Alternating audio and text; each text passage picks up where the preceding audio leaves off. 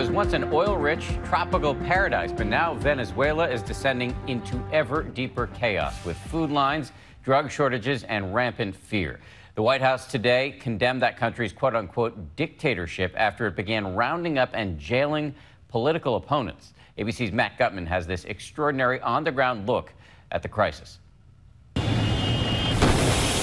For 124 consecutive days, protests have rocked the streets of Caracas, Venezuela, growing increasingly violent. National forces armed with tear gas, rubber bullets, batons, and guns clamping down. The death toll now at 120, thousands injured, thousands more arrested. They've been protesting President Nicolas Maduro's relentless power grab, the White House calling President Maduro a dictator. Maduro is not just a bad leader, he is now a dictator. That after Maduro vowed to round up his opponents. Maduro declaring the right wing has a prison cell waiting. All the criminals will go to prison for the crimes they've committed. This video proof he was true to his word. Here you see the Venezuelan secret police, the Sabine, drag even the former mayor of Caracas from his home. I traveled to Venezuela late last year, and from the moment we arrived on this, my third trip, we saw the people rising up. Freedom, please, freedom, freedom. There are probably a couple of thousand people who have overtaken this highway. Is life harder for you now than it was? Yes. There's no food, there's no quality of life here. We cannot go to streets at night. In the crowds, we met Lillian Tintori, an opposition leader here. It's a humanity fight. It's not a political fight. She has paid dearly for speaking out. This video shows her husband, Leopoldo Lopez, being hauled off by the secret police, and we were there during one of his many previous arrests. Do you think Maduro is ready to give in? Maduro is a dictatorship. He needs to go. Are you prepared for confrontation if it has to happen? I don't want confrontation. Lillian Tintori has taken those messages right to the White House, meeting with President Trump earlier this year. The descent into chaos is now accelerating. Caracas is the murder capital of the world. That's not all. Its inflation is well above 1,000%, and what was once the richest country in South America, one that still sits atop the world's largest oil reserves, is now the world's worst performing economy. We met up with second grade teacher Vanessa, and she invited us into her class. She tells us that some of her students have fainted from hunger. No comen, expresan que están agotados porque ese día se pararon en la madrugada con su mamá a ir a hacer cola, no se concentran en las actividades, ya sea por hambre, fatiga. ¿Cuánto hace que no tomas leche? But it's not just the students. Anoche yo me acosté prácticamente sin cenar. Y él sí cenó, pero yo no.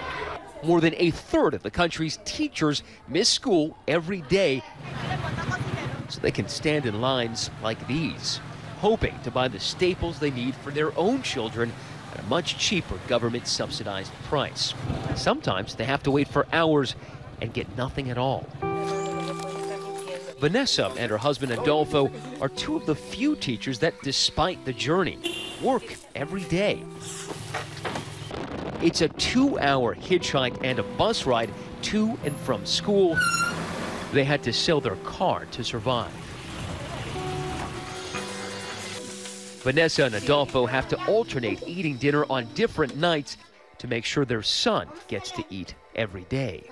The meals missed have taken a toll on their bodies. No me quedaba así tan grande. Entonces si me lo pongo ahorita casi que cabe más lo que adentro. No comemos como tenemos que comer, pero algo tenemos en la mesa. Teachers here need to earn at least 16 base salaries to adequately feed a family of 5. Y lamentablemente que ahora uno es padre y yo quisiera oye, que lo que yo viví, lo que uno vivió, que él también lo viviera. No sé, la vida era diferente. Aquí ni clase media. Todos somos pobres, pobres más pobres. Todos los venezolanos lo vivimos. Así como yo y hay personas que lo viven peor. At this supermarket, prices shockingly high. So $1 a piece for each of these apples. Each one of these apples is about 5% of the average worker's monthly wage, just one of these apples. That's pretty crazy. And now those prices are several times higher. The supermarket looked fully stocked, but turns out it's missing what people need to survive. Workers here tell us they don't have are the staples of Venezuelan life. Flour, bread, butter, sugar, and milk. What everyone here knows is that we are all under the watchful eye of the government-backed militias. But this one woman was so desperate to tell her story, she was willing to risk it all and followed us out. She says that she's lost 30 pounds this year just because there's not enough food. She wants the world to know, she says, turning directly to the camera. Oye, que esto lo sepa todo el mundo, nos estamos muriendo de hambre. Los venezolanos, esto no es posible, estamos en una dictadura, pero disfrazada. Todos son testigos, hay gente que no podemos hablar. ¿Por qué? Porque nos tienen amordazados. Si tú hablas, mandan a los colectivos a que te agredan, a que te maten. Our moto taxi drivers suddenly start to tell us, you guys, we're being watched, we got to get out of here. It abruptly breaks off and we hop on those taxis. Repression is the new normal. The everyday threat of violence, mixed with the complete failure of the government, is forcing hundreds of thousands to flee. And U.S. asylum requests have tripled. Venezuela now leading U.S. requests worldwide. That's because the death toll here is on the rise. Due to shortages of medicine and basic supplies, there are no antibiotics. Nada. No hay antibiótico. ¿Desde hace cuánto que no tiene? Un año y medio más o menos. Ni un antibiótico. Ni un antibiótico. Ni siquiera inyectado. The government has tightened its grip on the most vulnerable. Hospitals are now under military control. We saw armed guards at the doors. Doctors tell us they're not there to protect the patients, but to take control of any donations that might come in and to prevent journalists like us from reporting on what is really going on inside. In Caracas, people told us that if you want to see how bad it really is, you have to go to the peripheries. Go to cities like Valencia. So we drove through the mountains from Caracas to Valencia to meet a doctor determined to show us the horrors that lay inside a hospital. Driving for more easy access to the hospital. So if you take us in, it'll be easier for us to get in than if we drive. Sí, claro. He and his fellow doctors earnestly and deeply want to get the word out about how bad the situation is. He doesn't want his face or name shown, but he wants us to see what is going on inside the main hospital for this city of 2 million people. Inside the pediatric ward, hospitals provide two things. They provide the bed and the doctor. Everything else has to be provided by the patient. And then we saw these children. It was already 11 o'clock at night, and all of them were moaning, writhing in their beds. Nurses were just standing there. There was nothing they could do. All of these children waiting for medication and additional testing.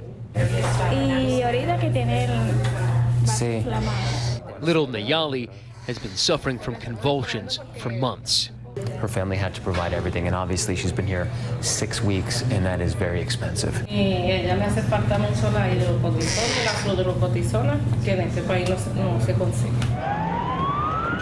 And now, with the country descending even deeper into chaos, there's little hope left. A country that so many people, like Vanessa, are desperate to escape. Necesitamos que de verdad nos ayuden. Es importante. For Nightline, I'm Matt Gutman.